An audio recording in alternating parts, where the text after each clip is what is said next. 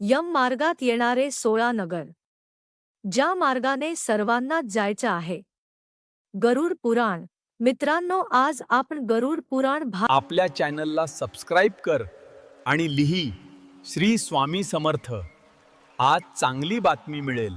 भाग 3 जाणून घेणार आहोत. जाणाऱ्या जीवांचे 13 दिवसानंतर काय होते किंवा त्यांच्या मार्गात येणारे 16 नगर कोणते आहेत हे आज आपण जाणून घेणार आहोत. 13व्या नंतर एका हातामध्ये इतकं लांब शरीर धारण करून भूक तहानाने व्याकुळ झालेल्या आत्म्याला अमृताद्वारे महापंत म्हणजेच की यमलोक मार्गावर नेले जात असते. जो आत्मा पापी असतो त्याचा मार्ग शीतल उष्ण तीक्ष्ण आणि प्राणी अग्नीने परिपूर्ण असतो आणि जे पुण्यवान आणि सद्गुणी असतात त्यांचा मार्ग सर्व बाबतीमध्ये सौम्यास असतो.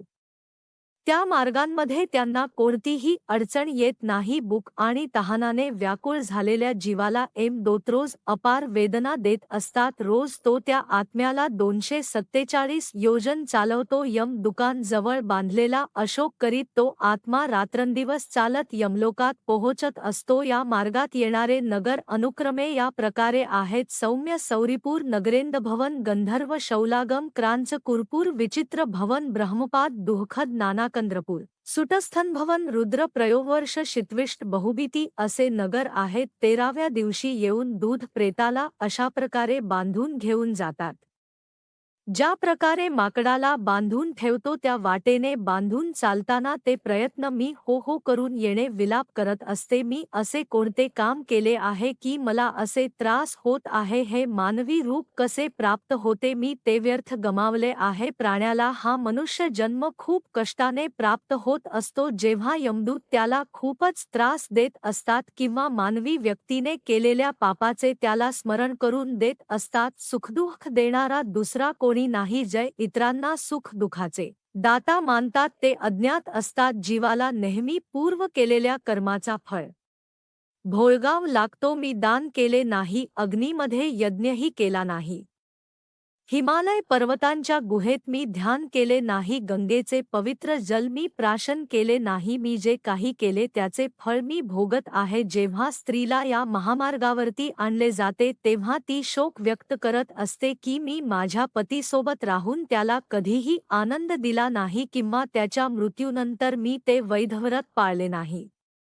मी जे केले नाही त्याचे फळ मला भोगावे लागत आहे. मासिक पाळीच्या नियमांनी किंवा चंद्राच्या व्रताने ही मी हे शरीर शुद्ध केले नाही. स्त्रीचे शरीर हे अनेक दुःखांचे पात्र आहे. पूर्वी केलेल्या वाईट क्रमानुसार मला ते मिळाले आणि ते व्यर्थ गेले. अशा प्रकारे रडत आणि मोठ्याने शोक करत आत्मा 17 दिवस वारंवार सहन करत असतो.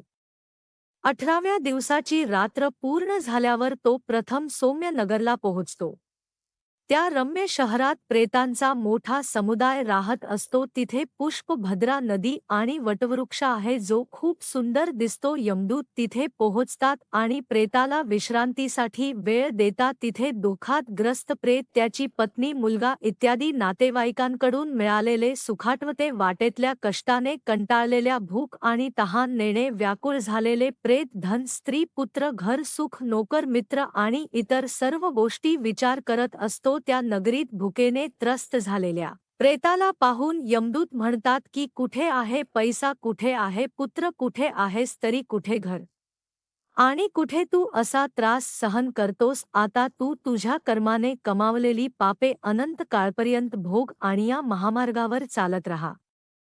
यमदूत आणि असे सांगितल्यानंतर ना त्याला यमदूत आणखी त्रास देतात. त्यानंतर ते प्रेत स्नेहभावाने भूलकातील पुत्रांनी दिलेल्या मासिक पिंड खात असतो. त्यानंतर नाते तेथून शौरीपूरला रवाना होतात. त्या नगरीत काळाच्या रूपात जग नावाचा राजा आहे. त्याला पाहून आत्मा घाबरतो आणि शांत होतो. त्या नगरी श्रद्धाने दिलेले अन्न आणि पाणी ग्रहण करून तो नरेंद्र भवन नावाच्या सुंदर नगरीकडे चालू लागतो. त्या भल्या मोठ्या वाटेवरून चालताना तो प्रचंड भयंकर जंगल पाहून जोरजोरात रडत असतो. पुन्हा पुन्हा रडतो आणि 2 महिने घालून यमदूत याला पाशात बांधवा. त्याला वेदनात येत आणि पुन्हा त्याला पुढे घेऊन जात असतात. तिसऱ्या महिन्यात तो गंधर्व नगरला पोहोचतो. तिसऱ्या महिन्यात तिथे दिलेल्या श्राद्धपिंडाचे सेवन केल्यावर चौथ्या महिन्यात तो शेलागाम नावाच्या नगरीत पोहोचतो. इथे प्रेतावर दगडांचा वर्षाव होतो. तिथे चौथ्या महिन्यात दिलेले श्राद्ध आणि पिंड खाऊन तो तृप्त होतो. यानंतर ना 5व्या महिन्यात प्रवचंद्रात जातो. त्या नगरी तो पुत्रांनी दिलेल्या 5व्या महिन्यातील श्राद्धपिंड खातो. त्यानंतर 9व्या महिन्यामध्ये प्रेत कुरकुर नावाच्या नगरात जाते. त्या नगरात 6व्या महिन्यांनी पुत्रांनी दिलेले श्राद्ध खाऊन तो तृप्त होऊन जातो. पण अर्धक्षण विश्रांती घेतल्यावर त्याचे हृदय पुन्हा दुःखाने थरथरू लागते. यमदूतापासून सुटका करून ते प्रेत नगर पार करून विचित्रभवनाकडे निघते, जेथील राजा विचित्र आहे आणि यमराजाचा छोटा भाऊ आहे शौर्य इथे राज्य करतो. यमदूताने त्रास दिल्यानंतर ना ते प्रेत त्या विचित्र नगरी श्रद्धा पिंड खात असतो.